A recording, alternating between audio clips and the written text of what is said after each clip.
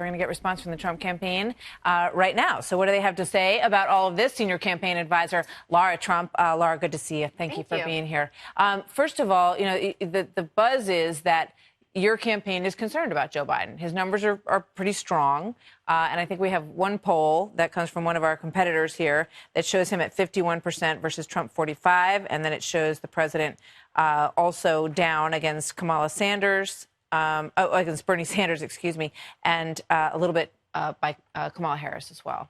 Well, we're not worried about anyone we've seen get in the campaign. I continue to say this over and over again. The reality is this president promised people a lot of things in 2016. He's delivered on them. You have someone like Joe Biden, who had 8 years under Obama's presidency to make big changes in this country, and we didn't see that happen. In fact, our economy got worse. We lost jobs. We lost a lot of manufacturing jobs that he and Obama told us were never coming back, especially to his home state of Pennsylvania. So whomever the candidate might be, we're not worried about it. We don't really, and we've never taken polls very seriously, Martha, because we saw in 2016 they were never really accurate. Yeah, I mean, these are obviously national polls. They're not typically accurate over the course of time. Here's one just to look back at April of 2016, which shows President Trump, now President Trump, then the candidate at 41%. Hillary Clinton was at 54%. So that gives you a little sense of how off they can be. Let's talk a little bit about women, because that was brought up by Richard Goodstein as well, and the concern about suburban women voters. But the interesting piece today in Politico talked about the fact that half of the donors are women to the campaign. Yes. And in the last time it was around a quarter. Yeah, 2016 we had about a quarter of the donations came from women. Right now, half of our donations come from women. And we have twice as many women donating to the Trump campaign as the leading female Democrat candidate, Kamala Harris. So, I mean, when you look across that spectrum there, it tells you a lot. And women may not tell a pollster that they support Donald Trump, but they're happy to donate to our campaign. And I think you have to take those numbers very, very seriously. Yeah. Well, it is interesting. And, you know, people do put their money in where their mouth is. I actually think the president's approval rating is 46%. Okay. If I'm not well, that maybe this is a CNN. Oh, that's a women's approval. They had it at 38 and 61 unfavorable in terms of the women. Can we put that one up? This is CNN poll. You may have a number that's better. That's their look at it.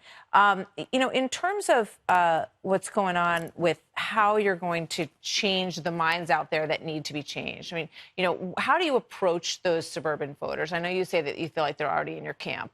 But what's the strategy? I just think it's about reminding people come November of 2020 about how their life has improved under this presidency. And look at your life in 2016 versus 2020. Are things better for you? Do you have a higher paying job? Has your 401k gone up?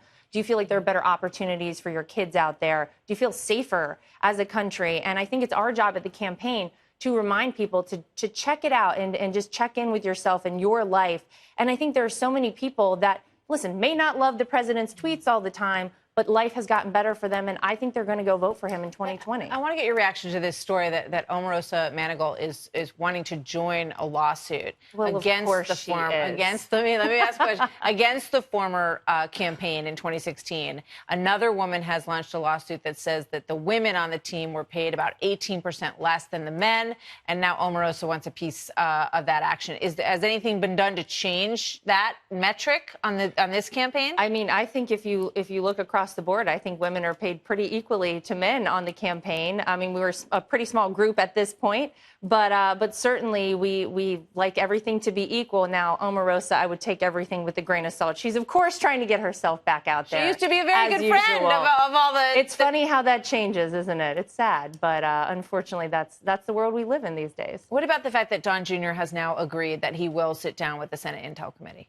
Well, unfortunately, no matter what we do as a family, our family, the administration, the campaign has complied with everything up to this point. Don, I think, has testified for over 30 hours now. He's going back because he wants to do the right thing, and he wants to make sure everyone knows he's doing the right thing.